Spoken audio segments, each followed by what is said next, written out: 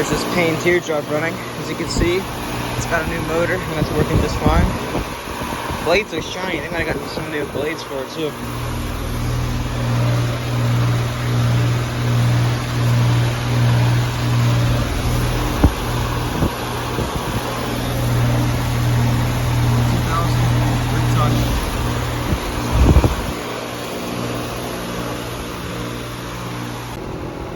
There's this Payne unit running.